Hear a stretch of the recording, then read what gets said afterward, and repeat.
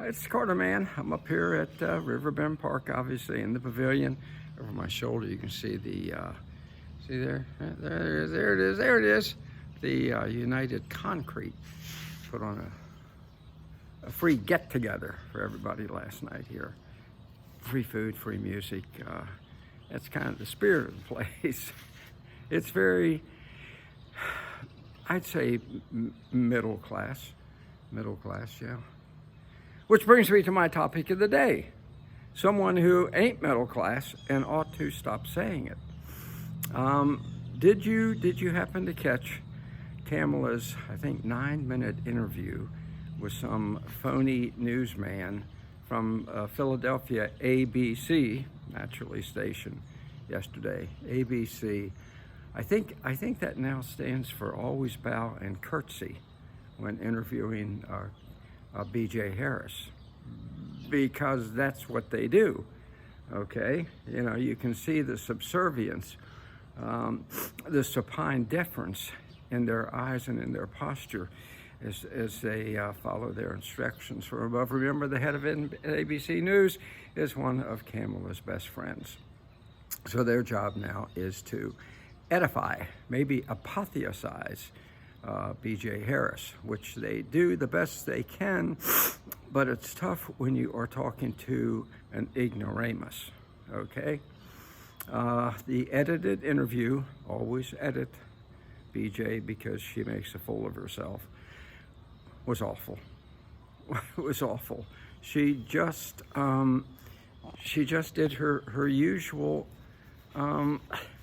canned responses, which of course ABC sets her up for, okay? When they ask about the economy, which BJ and toxic Joe Biden absolutely destroyed, they always turn the question in a way that'll let her deliver the click, bang, click, automaton answer. She's like an aged Bedford wife, okay? Totally robotic. She answers with, well, and that grating, nasally voice. Well, I was raised in a middle-class home. That's a phony smile. We know it's phony because 92% of her staff quit because they got tired of her being so vile and nasty and mean-spirited to them, okay? When she was vice president. I should say as vice president. So then she goes into I was raised in a middle-class home. No, she wasn't. If you look at the footage of the community where she was raised, folks, I was raised in a middle-class home in inner-city Baltimore, and where she was raised ain't middle class. I'm telling you. Look, the guys I was raised with, we wouldn't even be allowed to date the girls in the community she was raised in. That's how above middle class it actually is, and even snobbish. And her father was a renowned college professor, making the hefty salaries they are handed for working 9 hours a week, and an author. His books, by the way, were on how great communism is. She's a red diaper baby. And her mother was a highly respected cancer researcher, a doctor. How many middle-class doctors do you know? Okay? Put the two together, she was not raised middle class, okay? She should just stop lying. She should just stop lying. I know it comes naturally.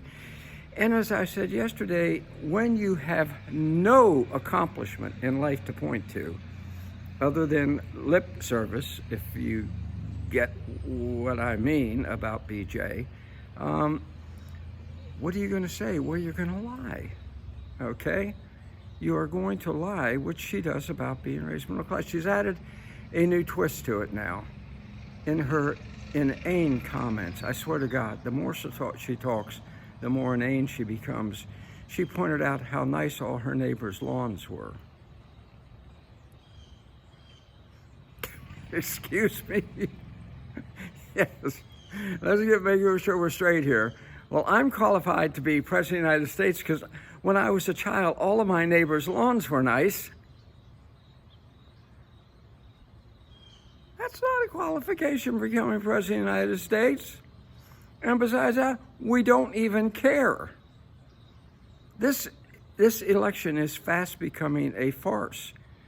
If the always bow and be courteous, always bow and curtsy network, ABC, didn't prop her up,